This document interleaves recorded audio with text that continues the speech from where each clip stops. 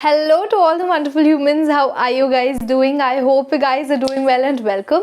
I am Aboli and I make science-based skincare and hair care videos. If you are interested in that space, then consider subscribing to my channel. So, are you guys ready? Let's go.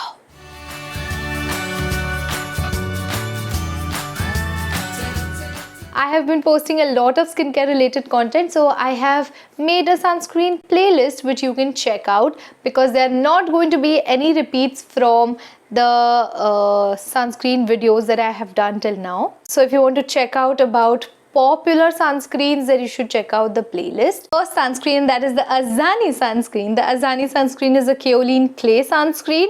It has a SPF 50 and PA++ protection. Let's see the texture of the product. Wow. I'm really sorry if there's like too much light on my hand. I'll try to reduce it, but just excuse me for that. So the texture of the Azani sunscreen is lotion like. It is a lotion based sunscreen, but what I think they've done is that they have taken something like a lotion and then they've added mattifying ingredients in the lotion. So with this formulation, what happens is that it takes a little time to get absorbed in your skin and it pills on your skin. As you can see, it has pilled on my skin near my mouth and near my eyebrows. So these sunscreens cannot be used as primers because under makeup they will be really horrendous. Now it is not a heavy sunscreen like the other sunscreens that I've used in the past. It is a little sticky. When you first apply it on your skin, it is a little sticky. After a few hours, you can see that it gets a little heavy on your face. So I will not recommend this product for reapplication at all. It does not leave a white cast, that is a good thing, but it is definitely not non-comedogenic because I broke out with this sunscreen. I used it for 3 days and by the end of the third day at night I saw that I was breaking out. Now let's talk about the ingredients a little bit. It has a lot of fragrance. Let's start with that. The fragrance is annoying. It does not go away even after a few hours of application. It has two filters, Tinosorb S and Tinosorb M. I would expect a little more filters, and it also has kaolin. Now let's talk about kaolin a little bit. When we think about clay, we think that clay will help with our oil production. It will help to keep our skin a little matte, but let me tell you, clay is when in powder form, it is very porous. That is why if you add water or if it's kept outside in like humid areas, it will attract the moisture, and that's how it works because it's porous and dry. But when we use it in a formulation like this one, it is already hydrated clay, right? So in that case, it is not going to suck out any oil or sebum from your face because it's already hydrated, it's already saturated with moisture. So don't expect clay to work in that sense when it comes to such formulations, okay? So will I repurchase this? No. Okay, let's talk about the next one, that is the Pond's SPF 50 PA+++ protection, and it's non-oily sunscreen. Now whenever I see something non-oily, I think it's for oily skin, so I just take it, but extremely disappointed with this one. Leaves a really bad white cast, like it's bad. You can see from the opening only that it's bad. I don't get it. New sunscreens, they should be more careful about this, but it's not. It's also a little grainy. I can feel it on my hand. It's a little grainy.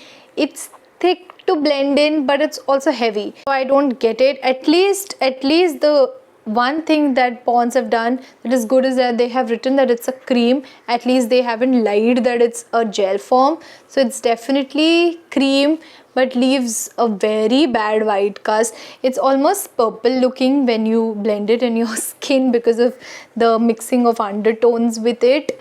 It has again the Pond's kind of fragrance. Definitely you can smell the fragrance. I haven't worn this outside a lot because of the white cast, so can't really comment on the protection that it provides. So I don't really like this product and I will not buy this product. Now let's talk about the next, and that is the VLCC sunscreen.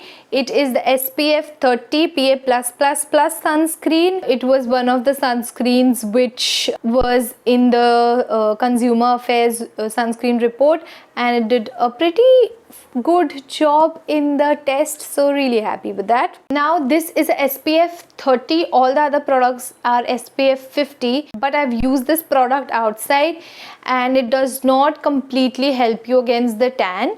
It did tan my foot, so I'm going to go ahead and say that don't expect it to be a miraculous product. Like, I've used the Jovies and the lactocalamine also. The Jovies is also 30 SPF and did not tan. Again, they have written that it's a matte look depigmentation sunscreen gel cream, which is just all over the place. Is it a gel or is it a cream? It can't be both. It's not a fragrance free formula. It's also tinted. Now I have to say, out of all the sunscreens that I've tried till now, this one has the best texture. It is a very cloudy texture, and my mother has dry skin and she liked the texture of the product.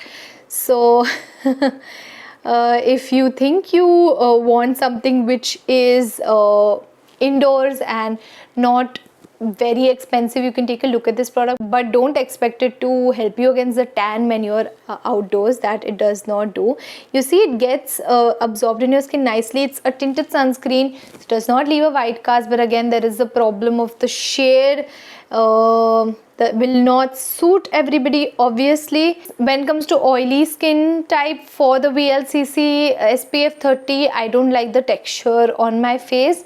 It does have a lotiony texture, but it's a little thick for my liking in a sunscreen. It also has titanium dioxide, ethyl hexyl methoxycinnamate, which is octinoxate, butyl methoxy dibenzoyl methane, and benzophenone 3. Do you guys want to see something funny? Let's go. So this is a Daughterkey transparent sunscreen spray, SPF 50 with green tea and mandarin. Now let's come to the funny part of this. They say it's a sunscreen spray, but it's a pump.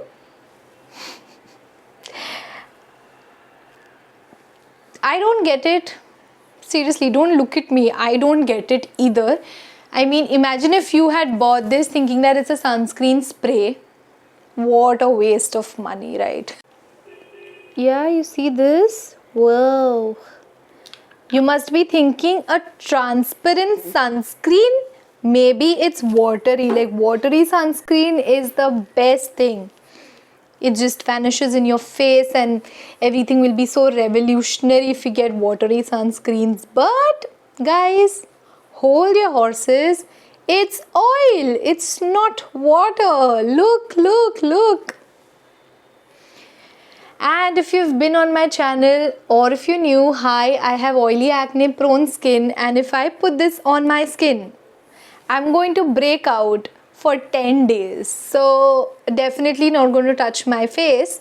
I used it on my body. It leaves a nice clean on your body, but don't expect any protection. Use it as a body oil or something. Even the ingredients are very disappointing. It has a really citrusy smell, so I'm going to say I'm definitely not going to repurchase this. Let's talk about the CHERYL cosmetic spray. It is SPF 30, protects you against UVA and UVB. It also has boot star rating, which is great. Now, during my reapplication video, many of you asked me what about spray sunscreens and if you can apply spray sunscreens over your makeup. This one also leaves a really white lotion-like spray, you can see. When you spray something like this on your face, it comes out like a spray.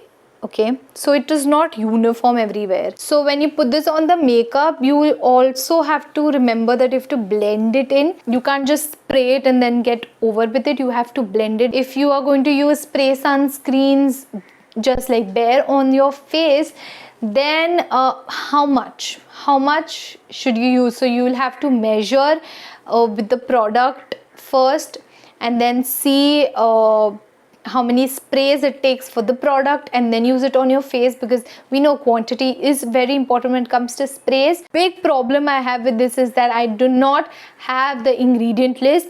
They've just written very chindili right here. It has tomato fruit extract, pomegranate extract, vitamin C, encapsulated octinoxate, titanium dioxide, biscocitrozole, and bemotrizinole and niacinamide. That's it. Does have fragrance according to me, even if they haven't written it. The MAMAEARTH HYDRA Gel Indian Sunscreen. Now I have spoken about this sunscreen on my MAMAEARTH review video.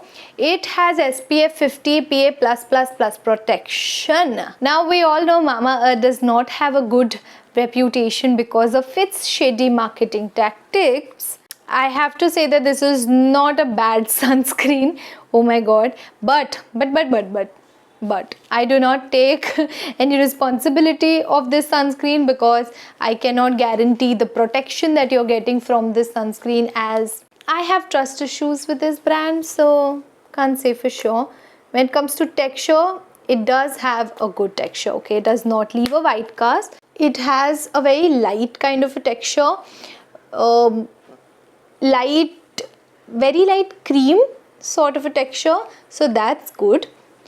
It does get absorbed in your skin properly, and does not leave a white cast. I do not break out with this also. It works great under makeup. If you want like a glowy look, this one works great under makeup. And it's also not a greasy formula. You see how easily it has been absorbed in my skin. Now it is not fragrance free. It has the certified allergen free fragrance. When it comes to protection against the sun, the only thing I can say that whenever I've worn this outside, it's usually under makeup, and I haven't tanned with this product, but I haven't just used the product alone, so can't say for sure if this would give you SPF 50 protection or not. Now let's talk about the next one, and that is the Nivea SPF 50 plus PA+++ protection, and it is a moisturizing formula, and they also claim that it is water resistant. Now I would like to say that the Nivea one is my favorite for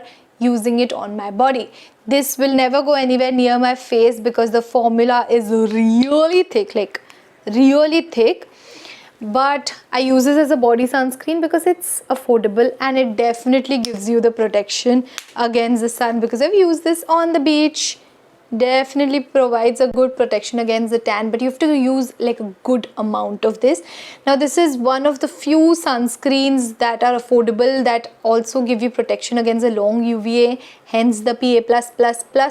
But this has a very thick lotion like texture, so I don't recommend this for the face at all. I mean, even for dry skin types, I think this can be really greasy with the amount that you have to use for the protection. Now this has other problematic ingredients like linalool and the eugenol, all the products that you would see, like the fragrance part of the essential oils, can be really allergenic for a few people. Because it's affordable and it comes in like a good quantity also, I like to use it on my body. This is how my hand looks.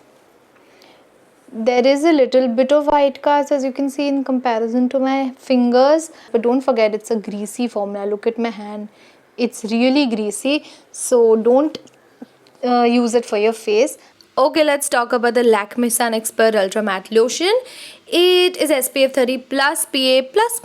That's it. It does not leave a white cast for my complexion, but I feel that if you have a darker complexion, then it might leave a white cast. These are the filters that it has, and it also has a lot of fragrance. Like the fragrance does not go away, and it also has problematic ingredients like linalool, limonene, and citronellol. As you can see with the application, that it is a cream-based sunscreen and not lotion, and it is quite tacky and sticky on application. See, it has not left a white cast, but it is not matte, and this is after a few hours of application. My skin is so oily and so sweaty, so definitely not an ultra matte product for oily skin. And that's it. Hope you guys enjoyed it. Until next time, bye.